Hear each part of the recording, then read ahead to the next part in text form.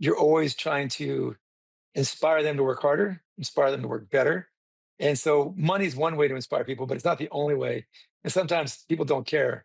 So you have to find a way to make them feel good about what they're doing, convince them to work overtime, to put in that extra effort, because that extra effort will break or make your project. So I Mm. think whether you're managing a restaurant or you're managing like a football team or whatever you're doing where you're getting people to do something that they're not really that excited to do, that's a great experience.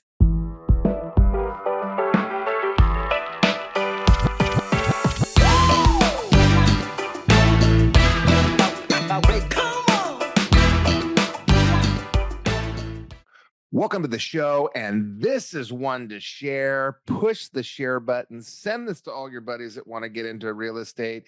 It's more than flipping and flopping. We've got Craig Atkins on the show today, and he's going to go through the path to development, brokering, investment, sales. It's a one-stop real estate shop episode today. Got some bad news. He's going to talk about working 16 hours a day to be able to retire at 40. And then he came back because you never retire at 40. And he's going to talk about how to win big, make money, and the effort it takes to crush real estate. Welcome to the show and welcome to the Edge of Excellence. Well, Craig, thank you so much for coming off the kiteboard, getting out of the water, walking into your living room and making time for these people that have no idea how awesome life can be in real estate. Welcome to the Edge of Excellence. Thank you. Glad to be here. Okay, don't try to be too animated. We're going to get into Craig's life, and it's a cool one. Real estate tycoon, both development and investment. We're going to talk about what is investment, what is development, how does that business work, how do you get into it. He's also world-class action sports athlete, and he does kite surf home from work sometimes, or at least I've said that a few times.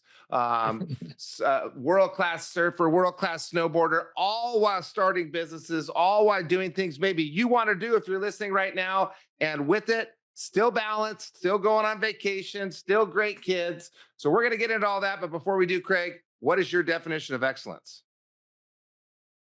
It's tough. I would say excellence is doing things to the highest degree where you look at something and you say, it couldn't be done better.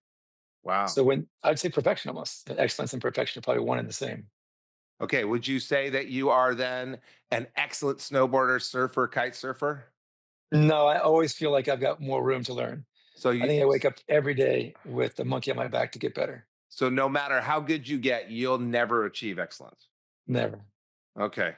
That maybe that's the difference between me and you. I think you're really, really excellent at all those Mhm. things. And You just don't know me that well. if I were you, I'd probably take a little bit of a break, but we're not going to talk about that. We're going to talk about how do you start a big construction company? How do you get into real estate investment? How do you go from construction to development? How do you go from that to investment? We're going to talk about how do you maintain life as you want it and live the life you want to live while you're doing all this stuff. We're going to get into even raising kids, but we got to go way back a little bit. And I don't even know where you went to high school. Let me guess. You went to Estancia. Nope. I'm from the East Coast. I went to a Oh, boarding school in oh, Arizona. I did know that. I did know that. I did know that. Okay, so you're at a boarding school. You're already at a boarding school for one of two reasons. Either your parents couldn't handle you, which I don't think's the reason, or you're kind of going down this path. You're going down this kind of well-groomed path. Why were you at the boarding school? I came from a broken home, so my parents got divorced. My father was overseas. My mom was working two jobs. I was getting into a ton of trouble, and my grandmother decided it was good for me to get into a better situation. And my family's from the East Coast, 10 generations back, so they wanted me to go to one of the boarding schools, the private school that all my relatives and such had gone to, and I uh, I had nothing to do with it. So our compromise, I went out west, You went to school where? Arizona, Orem. School called Orem School. It used to be a Stanford prep school and just became a general prep school. And did you like it? Were you kicking ass? Were you still making trouble for everybody? Were you getting good grades? Were you focused or were you just kind of going? Yeah. Now I went from getting straight C's at public school to straight A's in boarding school. Oh, It was a school where they recruited all over the country for football or for rodeo. So you either played rodeo or played football or you rode rodeo. And the guys in my school were like national champion rodeo bull riders, ropers, etc. And football was great. So I loved it. It was like going to college early. We had beautiful girls there. A lot of the girls were from California, from Beverly Hills and Newport Beach. And so I was with pretty girls, cool guys, and I just absolutely loved it. Turned me and around, and you were saved me for playing sure. football, Yeah, and literally half the school played football or did rodeo. yeah.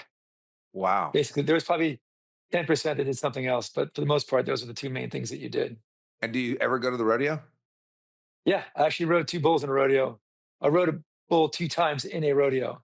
Okay. I love to go to the PBR. If you ever want to go to the PBR, I get I love tickets. it. Whenever you want. I'm going to let you know when I'm going. Okay, so I love you're it. kind of screwing off.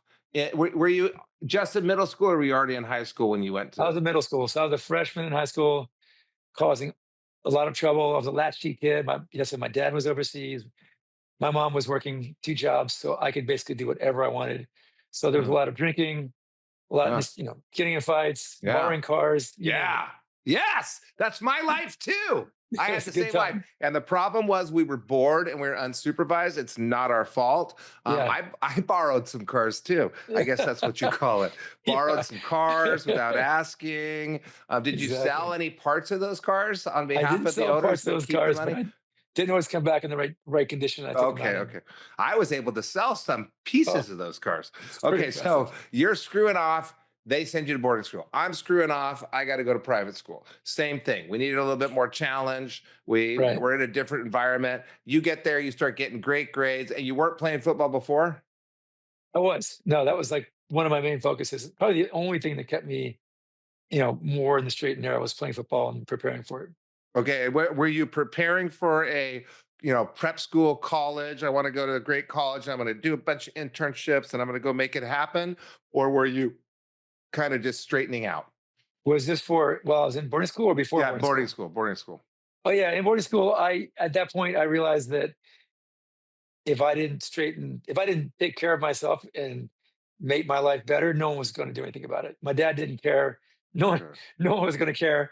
So I kind of had a light bulb go off. I'm like, okay, I better focus. I better get straight A's. And as I started to do those things, I realized I could get away with more trouble.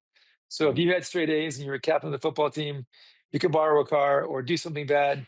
And if you said yes sir, no sir, and they go, oh, look at this guy, he's straight A student, he's polite. He didn't mean it. Yeah. Where if Okay. you were like a kid that was more rebellious, longer hair, etc., they may have given you a different punishment. Like jail time. Okay, Yeah. so you decided no one's going to take care of me but myself, and that kind of became, I think, a focus of yours forever. You decided to focus yourself, and you got the grades. Maybe you didn't have to work as hard as other people to get the grades. You're now focused. You got the football thing going on, and what were you doing in the summers? I wasn't going home. Well, I was working. I would go home and work, and then the last summer between my senior year of high school and my freshman year in college, I went and worked at a truck stop because there was just nowhere to go. Yeah. My dad didn't want me. My mom wasn't around, so my girlfriend's father owned a truck stop. It was the worst job you could think of. 12 hours a day, changing tires on semis in Quartzsite, Arizona, Mm, and changing oil, mm. living in a In the mobile heat. home in the heat. If that didn't motivate me to like get ahead and be smart, nothing would. Okay. You once said to me, don't waste a good chip on your shoulder.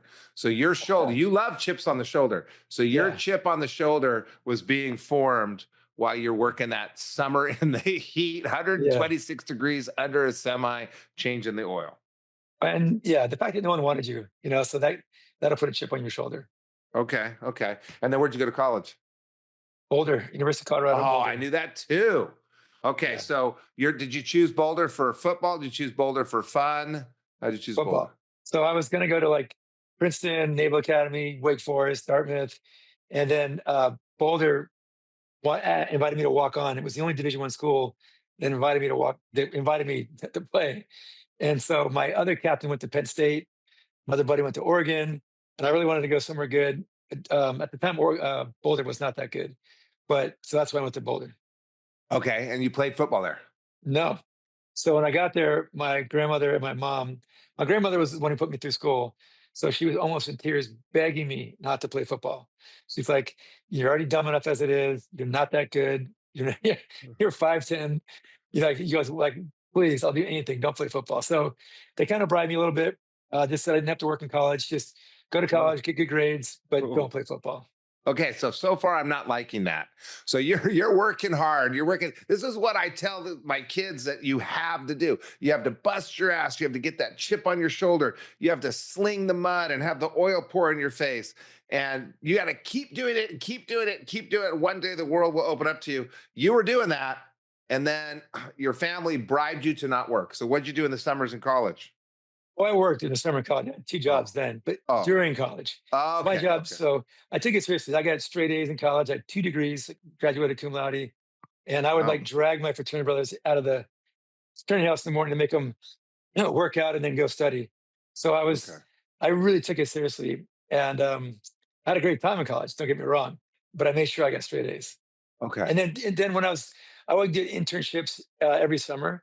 So I was just talking about to this with someone yesterday that I would work 8 hours a day as an architect or development intern, and then in nighttime, I go work as a bartender and a bouncer at a bar in Georgetown and, work another 6 hours. So I was probably working 14, 15 hours a day, and I just, I needed to make money, needed to get ahead. So, there are a lot of people that do that, but they don't do it the way you did it. They do the bartending job 4 days a week for 6 hours, and then they don't really have enough time for the architect or development internship. So they do like 2 days a week there, or they say no to the five day a week, 8 hour a day job because they have the bartender job. You were able to have architectural internships while in college, or development internships for land development while in college. You kind of knew which direction you were going in. And because they didn't pay you enough, you did bartending to make a bunch of money. Yeah, during the summer, not during the school But year. I just want to make sure it Mm. is possible to work 12 hours a day. Oh, I worked 14, 16 hours a day. I would sleep probably 2 or 3 hours a night. I would get home at, like, 3 o'clock in the morning, and I would get up to go to work at 6:30. I'd have to Wow. leave my house at 6:30 to get to work at DC. Yeah. Do you regret it? No, it was fun. I actually thought it was fun. It's really stimulating. I loved it. I loved the money that I made as a bartender and the fun that we had, and then was working for an architect let me realize I didn't wanna be an architect. That's when I added a second degree of business, and then I switched to real estate development. But had I not done that internship, architecture just sounded so glamorous, and I tested well for it with math and science skills. But once I did it, I'm like, I do not want to do this. It just wasn't my passion. I use architects. I do a lot of architecture, but being an architect was just wasn't the it was very very much of a grind, day to day grind, and just detail after detail after detail. Yeah, you're not a super detailed guy. And you said what did you like instead of architecture? You thought you wanted to do architecture and you said no, you liked what instead? Real estate development. And what were you doing? Did you have an internship in real estate development? Yeah. So next summer I worked for a real estate developer, and that's where you're getting entitlements, you're designing properties, and you're building properties. And just saw that you made a lot more money as a developer. I was working for this architect. It was really quiet inside. I had my tie on, and I'm drawing bathrooms at 200 scale, which is like a tiny, like toilets, microscopic, right, on this high rise. And I hear this car pull up, and the music's blaring. This guy gets out, walks inside, and it's like a convertible Porsche. And he scribbles on his paper what he wants to get done, and then yells at everybody, and gets back in his car. And I'm like, "Who's that guy?" And like, that guy's a developer. He doesn't know shit, but he makes all the money. I'm like, I want that job. Yeah, I that's a good job. want that job. So that literally the next day I switched over. And development's more like playing Monopoly. Like you try and buy assets that are high quality that can create income, or that you can sell for higher than you bought them for. And then you're also building those assets too. So I love the architecture point. I just didn't want to work for somebody else, some other guy making him a lot of money as his architect. I'd rather be doing the architecture, handing it up to somebody else to figure out the minute details of these construction joints, and then me focusing on the art of the deal.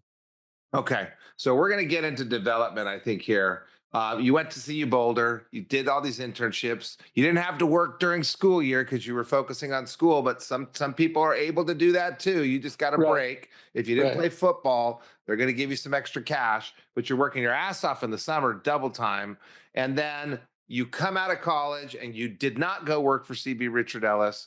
What did you do right out of college in your on your path to becoming a real estate developer? So I was in Boulder, and I had lost my license for 2 years in a row for poor driving issues.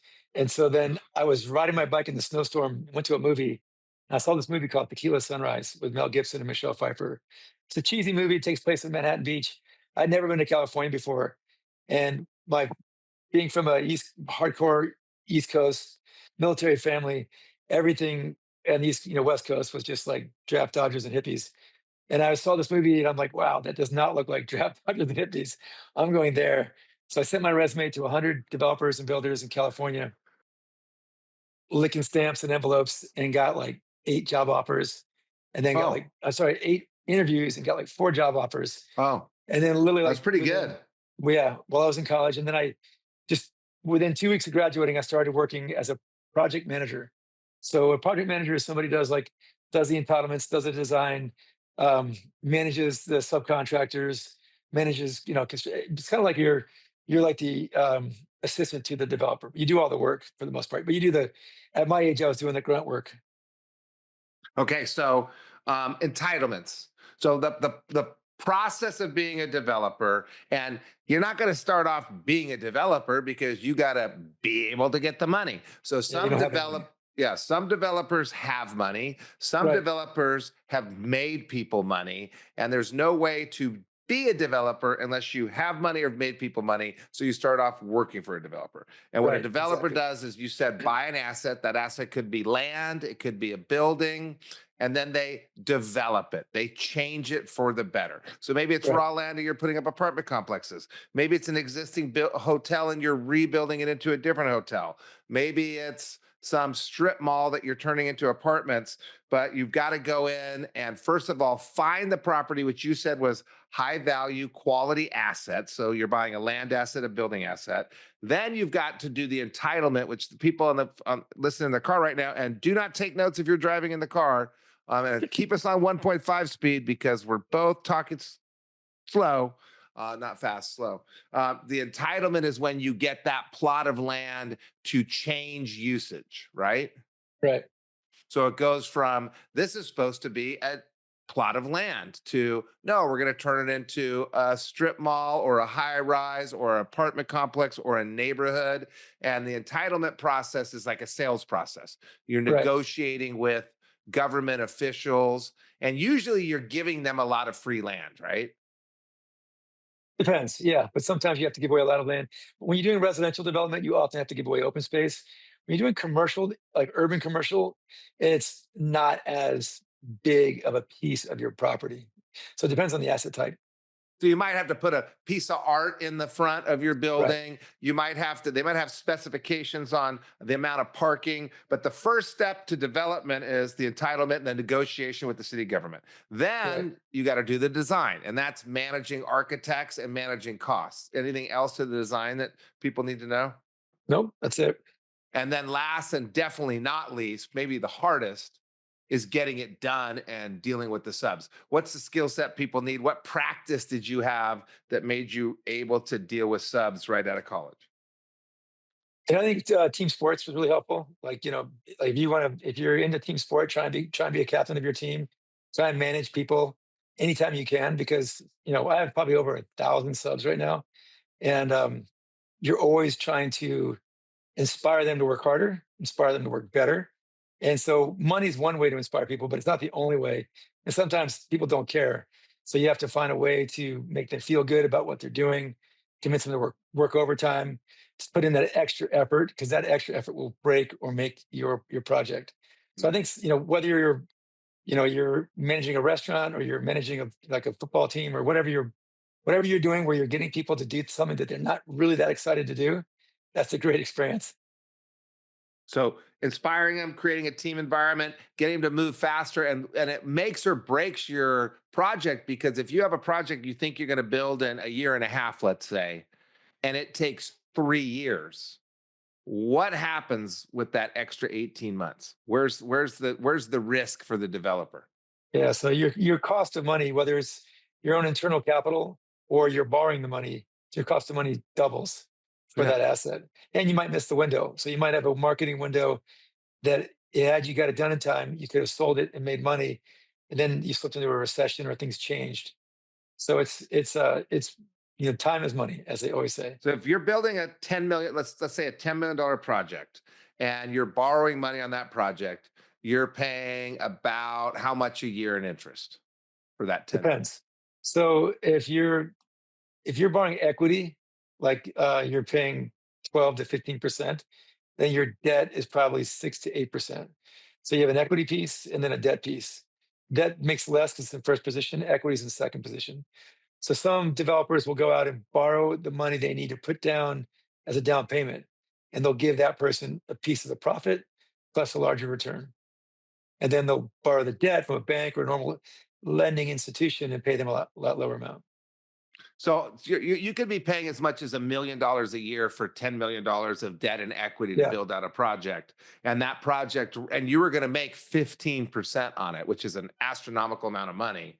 right, And that project runs a year and a half late. You're breaking even. That right, project goes over in cost. You're not managing the change orders. You didn't work with the designer. A lot of times, these architects will design crazy shit, and your right, window costs $250,000 instead of $2,500 because they made some crazy weird window or they made some beam thing that is very hard to build. So you got to know what's buildable. So you're communicating with the architects. And then you got to know what you were talking about when you did the architects to be able to work with the subs. But the key is get those subs to finish that job at the quality you want at the time you want. That means their supplies are on time, their people are on time, you're predicting problems. So you're almost like a business consultant sometimes to the subs too, right? right. Yeah, and they may want to work with Craig. And by the way, City Ventures is Craig's business. You can look up City Ventures. Atkins Enterprises is the real estate investment firm. There's plenty of people to talk to before you get to Craig. So talk to them before you get to Craig. But you've got these people at City Ventures now that are doing most of this for you. When do you trust them to do this? What is someone in their 20s that maybe they've done a architecture internship, maybe they've done a real estate development internship, but they want to come in and they want to start off as a project manager? Is that where people start out of college? You can start off in land acquisition, or you can start off in project management. Land acquisition is great because it teaches you like how to analyze a piece of property and look at the financial numbers to see if it will make sense to do development. And then when you're in that spot, you can see if it worked. Yeah, as you're in the company, you can watch it go through the pipeline and make sure what you thought was going to work from a financial perspective actually does. Or project management is where you're in the trenches, meeting with the city staff, meeting with the planning directors, designing products, designing infrastructure, water, sewer, storm drain, working with the subs, et cetera, all the way through. And so you're not starting off doing that on a 10 million or $100 million project. You're starting off working with someone that's kind of mentoring you. Yeah, you're an assistant. You're an assistant. Okay, so you're an assistant project manager or an assistant land acquisition person moving to the point where you can no longer be the assistant and you can move that off. And then after you've done the project management or the land acquisition, do you flip sides and try the other thing or what's the next step? Depends what you want to do. So that could be your goal, but if you want to learn to be a developer, yeah, it's good to do both. Do some project management, do some land acquisition. That's Is then that you what kind you of get. did? I started off as project manager for 3 years, and I started my own company. Okay, so let's talk about that. Did you still have no money? I basically had no money. Yeah, Okay, you still had zero. no money. You were 25 years old. You're from the East Coast, and now you're in Newport Beach, where we don't like East Coasters. Yeah. That's why I moved to Laguna Niguel. And you're going to go start your own business as a land developer, which means, were you a syndicator? No, so I was actually started a brokerage company. I was 23 years old, and I saw these brokers coming into my office as a project manager, making these $400,000 and $500,000 commissions, and didn't know anything about land development. So my concept was to create a company of ex project managers that were brokers who could actually analyze the property for a seller and give them real data and also help them process their property to enhance the value before we sold it. So I think I started the company with a $4,000 loan and bought a book from Office Depot for $18.95, how to start a company. Huh. And, you know, borrowed some furniture, some used furniture, found some office supplies in a dumpster and started our company April Fool's Day of 1992 in the bowels of a recession. Did you really get your supplies out of a dumpster? I did, yeah. Wow. But they Okay. were they were newer supplies, but because some office was getting cleaned out, and I walked by a dumpster and saw folders, pens, pencils, everything, and I actually jumped in it. And I was getting it out with my partner, and I'm like, "Hey, look at this!" So he jumped in it, and then some people walked by. They didn't even tease us. They just kind of looked at their shoes and like they're embarrassed for us, and they just kept walking quietly. Which that was worse. I wish they had teased Wo- me. Wow. And I don't want to say too much, but now Craig has like the most beautiful home on the water, white walls, like a 10-foot wide fish tank. There's a sailboat in the sailboat parked right outside, a pool, just a beautiful place. Did you imagine that that would be the end of diving in that dumpster? Were you thinking that far in advance or just like, I got Oh to get to yeah, that 500 grand? both. Yeah, I had to get to that 500 grand, but I also knew that at some point it was going to work out. I was super Okay. optimistic. Okay, so you did the architecture, you did the land development, you did the land development again. You then started a brokerage, but you had a different angle. You're adding value. You've got ex Right. brokers that are going to tell people that this is a dumb deal or this is a great deal. Here's what I would do. So you're added value. And how do you make the jump from being a broker for other people to land development? So I also had a project manager in that firm. So we would do consulting for project management for 8 hours a day. Then literally we would do brokerage for 8 hours a day. So like 16-hour days. And I ended up with like a $3 billion portfolio for the Resolution Trust Corporation, the RTC, and all these other banks like Wells Fargo and First Interstate Bank and Standard Pacific that had taken assets back that we were managing and then hopefully selling for them. Ah. I did that for like 15 years, 16 years, and then I retired. So I was just So, but doing the straight, recession, starting your business in the recession was the key. yeah. And everyone said we were crazy. Like, You're that's the worst thing you crazy. could do. I've started almost every business in a recession because if you Me can too. do it in a recession, and right now we're not in a recession, and I've Yeah. got a business that wasn't started in a recession, and it's like, oh my God, we got to recession proof this. So you started this, and Yeah. it opened this door for you. And if you're listening right now, you got to think about the opportunities here.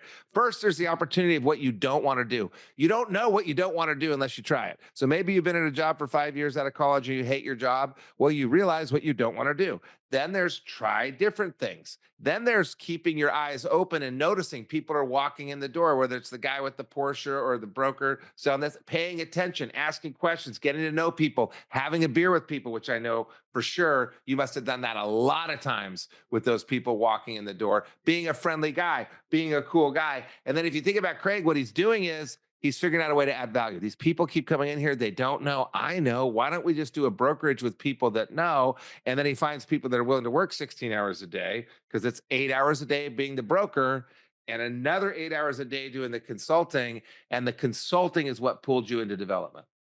Yeah. And so I worked 16 hours a day, but I had consultants that worked 8 hours and brokers that worked 8 hours. Okay. And I just worked both. Um, yeah. So then it was great because I got to meet all the major players that were buying and selling assets. And I got to learn a lot about it. I didn't have a broker's license for the first year of my business. I just didn't have time to stop and get one. So I finally got one. At the time, I was just, if anybody asked me if I could You do had something, I'd say yes. someone else had a broker's license that you were borrowing. No, no one had a broker's license. We just did it without a broker's license. Okay. Yeah. Don't 'Cause I do just didn't. that. Yeah. But I didn't have time. I was working so hard. It's just like, and if anybody asked me, like if I meet with a bank, like, hey, can you do this for us? I'm like, yes. And my partner would be like, what are you talking about? We've never done that. I'm like, it doesn't matter. We have to say we can do it and try. Yeah. Because if we don't try, we're never gonna get this business. So I was like, you said, a kid from the East Coast, went to Boulder, which wasn't a prestigious school, in California, didn't have any connections, didn't know anybody. And I was trying to get this business from people who were like well connected, maybe from like USC or better schools. So like I had to call. Hold on. Yeah. Hold on. Got to give you a yellow card. USC sucks. Sorry. Okay. I don't know who's Well, listening to the show right now, but yeah. USC sucks. Boulder's way better. Keep going. Well, my point is like I didn't have like I natural just connections. do that on the off chance because every once in a while, Sean Baldwin, who was not working 16-hour days, who No, wasn't doing 8 hours on one side of the business, 8 hours on the other side of the business, for he was sure. rubbing tanning oil all over his body while his dad was doing all that. You know that he listens to this with his kids in the car, and I just want to flag right then and there that USC sucks. Sorry, kids. Your mom rules. She went to Santa Barbara. All right. Yeah. So anyway, so like I called the president or I called the division president for First Interstate Bank like 236 days in a row. And he Hmm. finally took my call and he said, if you stop calling me, you promise to never call me again. I said, if you stop calling me, I'll give you a deal. But if it doesn't work out, you have to promise to never call me again. So he gave me this deal. It was a crappy deal. The information he gave me didn't even relate to the property. It was a box of files that were just like a waste of time. Anyway, I sold it for like 3 times what he thought it was worth. He gave me another deal. And then pretty soon they gave me all their deals. And Wells Fargo gave me all their deals. And all these other banks started giving me all their properties. And so then we became the biggest land broker in the state of California. So you were taking foreclosed on houses during the recession, No, foreclosed on development projects. development projects, and you were Yeah. finishing them? Either finishing them or maintaining their entitlements. It's like keeping the tentative map alive or the final map alive, or like if there was some architecture that needed to get finished, to put it to a spot where you could like stop it and sell it. We would do that, and then we'd sell it. So we were selling Eh, big pools of like we had like a few $1 billion worth of pools of assets for like all these savings and loans that went sideways. We would So just sell them. such a good idea to start that business in a recession. And you're how old during this process? 25? 23 started it, yeah. So 23 to like 28, 29, 23 to 30. 28.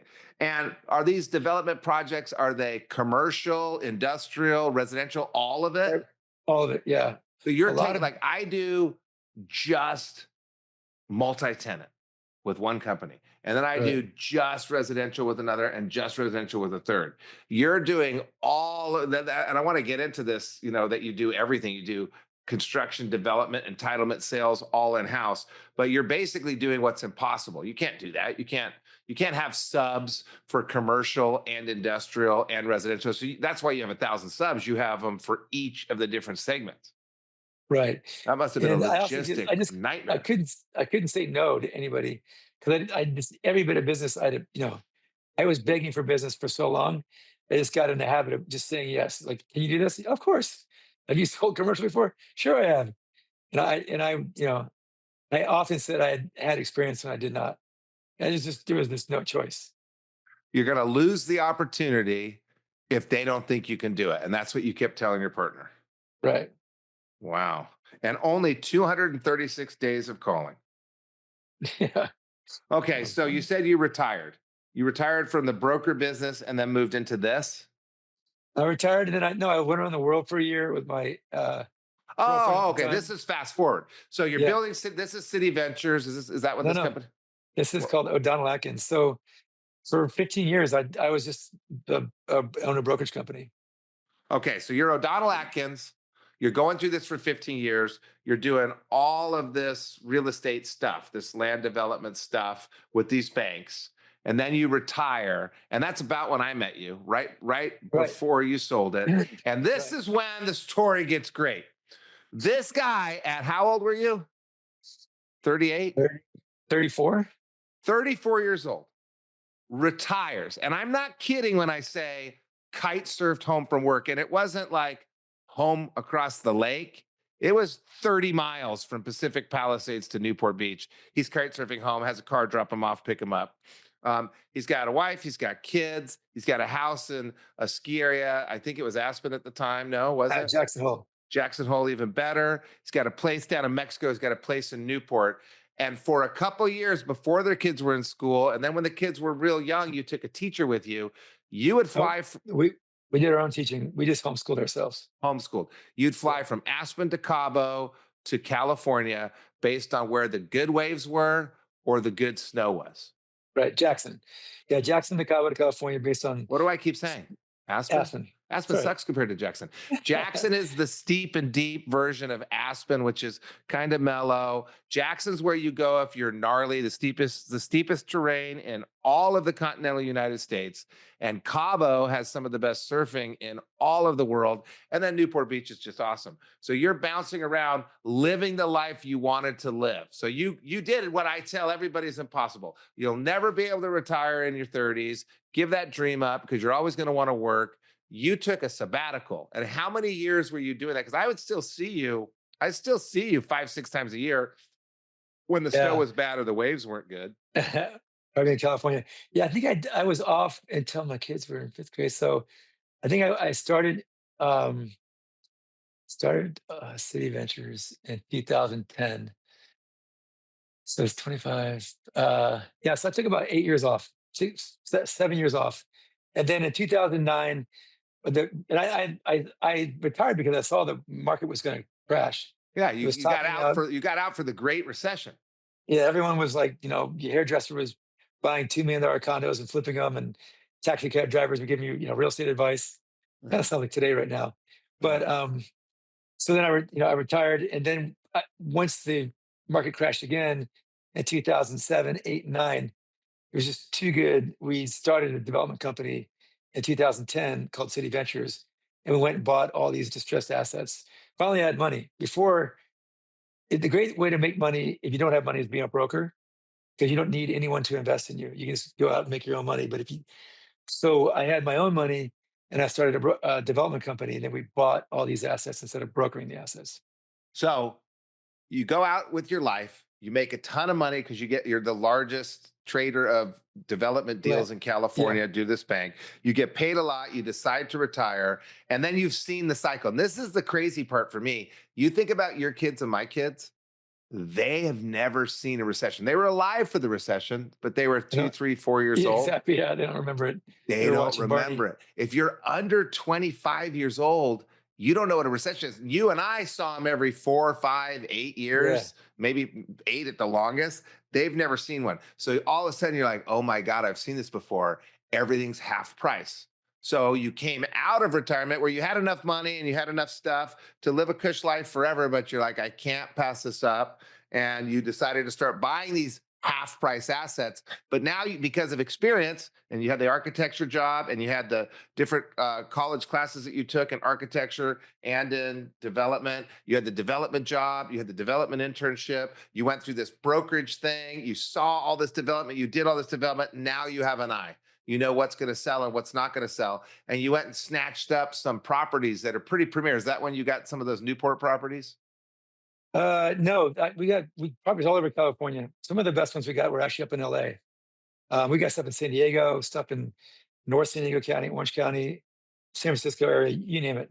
We bought like 10,000 lots in the first like 12 to 18 months from all over.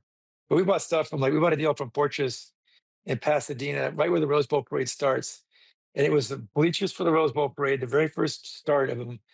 And these beautiful old apartments. And then, like, it was called the Worldwide Church of God. It was this old ministry. Fortress had paid $80 million for it. We bought it for like 10.5 million. And Wow. then we ended up selling it later for like 150 million. So we Wow. got some great deals at the beginning all over. So you're buying in this downturn.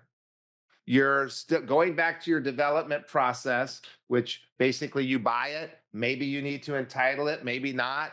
You probably need to do some design work, do some rebuild, Right.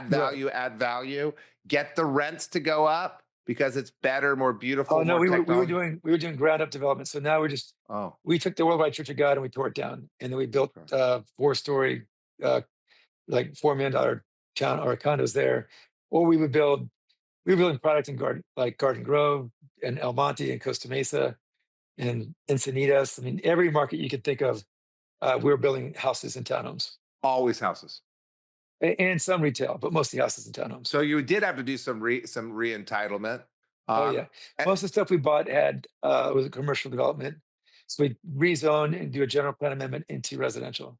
And then Mostly. you've got the extra one. If you're listening right now, there's a lot going on here. So you got to know what to buy. You got to know what the community needs, what's going to add value to the community. You got to get the money somewhere. But then there's the also hold on till it's the right time. You didn't develop all 10,000 lots the same day. You had to time it out and piece it out based on the recession, based on the economy, based on the microeconomy, right? Right. And we kept buying all the way through too. We kept buying more opportunities as we sell them off. So half of what we did was building houses and some commercial, and the other half was land development. We'd buy property, we'd get the entitlements, then we'd grade the lots, put the water, sewer, storm drain in the property, and sell those lots to other builders. So we either sell land to builders or we build it ourselves, like Yeah. 50-50. Wow. Okay. So that's a lot in there. What does the person listening in the car right now that 45 minutes ago was thinking about flipping houses and now realizes that there's such better opportunities out there? We laid different paths. You got the path of the analyst, you got the path of the project manager. We talked about development versus brokering. We talked about starting a business, retiring, getting your balance going, then starting a new business. Now there's City Ventures, there's Atkins Investments. You're building stuff all over still. We didn't talk about dollar cost averaging. You're constantly buying lots because you know the economy goes up and down. So if you're buying at all times, if you buy some on the low and some on the high, it evens out. Anything else that some aspiring developer would want to know? We always say when we're hiring people at our office, whether they're coming from an Ivy League school or coming from a state school, it's all about the grind. So if an individual has the grind and they're willing to work super hard, they're going to be successful. And so I've fired scores of kids from Ivy League schools with perfect GPAs who didn't know how to grind. And I've had kids from Cal State Fullerton just excel beyond anyone's expectations because they just never refuse to give up and work hard. And at the end of the day, it's all about being working hard. Like you said, being charismatic, convincing people to do stuff, and never really giving up. I think Or I got a better option. I got a better yeah, option. That sounds perfect for you, for me. Or just be Craig's kid. I mean, look at Baldwin. Worked yeah. out, worked out great for him. So there are Good point. two ways to do this. One involves you going back in time and changing your genes. The other involves working hard. Because even if Or even if yeah, it doesn't require working hard, still work hard and kick everyone's ass. What were you going to say? you can marry a really rich girl too. That's Oh, that's a good idea too. yeah. Yes, yes, yes. I'm going to save my comments to myself because sometimes my wife could hear because she's over there. Well, let me ask. I got one last question for you. I, Sure. I, we didn't really get into what's that board that you have that floats above the water that's on a Foil, hydrofoil? foil boarding. Yeah. We didn't get into foil boarding. We didn't get deep into kite surfing with the foil board. We didn't get into motorized foil boarding. We didn't get into sailboating and not even knowing how to sail and buying a big sailboat and having to figure it out and sailing 26 miles to the island. We didn't get into the fact that we've never been skiing and snowboarding together, which is absolutely absurd. We have to do that this coming year. We I didn't get to any agree. of that. I seriously doubt that you have any regrets. So there's got to be some big sacrifice besides just the working all the time back in the day and you thought at the time, oh my God, I can't believe I'm not going to go do this and I got to go to work, or I'm not going to go do that and I've got to go do this other thing. What's that big sacrifice that you made? You look back and you're like, oh my God, thank God I did that. Yeah. I didn't. I sacrificed sleep. I slept 2 hours a day in college, and I slept about 4 hours a day after college. And all I missed was TV. So I would work till 11 o'clock at night, then I'd go out to bars and have a great time with my friends, chasing around, doing the things that everybody wants to do when they're young. And I just didn't sleep, and I didn't do anything between work and having fun. So I just never like wasted a moment. And I don't regret anything. I'm glad I didn't give up having fun. I didn't just work all the time. I partied super hard, had a great time, and I just didn't really sleep that much. And you stayed healthy and you stayed You, physically fit. you got to work You've out. always made time for exercise somehow. Maybe it's in the middle of the day, maybe it's kite surfing home from work to get your exercise, but you've always figured out a way to work in exercise, work in the family balance, work in having some breaks, but just work hard while everybody else is watching TV and screwing off. Or maybe sleeping. Usually the people Yeah. that don't sleep become unhealthy, but Craig's healthy. I will vouch for him. Well, thank you very much Thank for you, making Matt. time today. Always good to hang out with you, my friend. I know this episode's coming out soon because I've been trying to get you on the show for a long time. I think it's been a couple years. So thank you for coming on. I wanted to know the path to brokerage, the path to development, the path to analysts and acquisitions agents. So thank you, Craig, for coming on the show. And thank you for being excellent, which you are in many different ways. All right, brother. All right.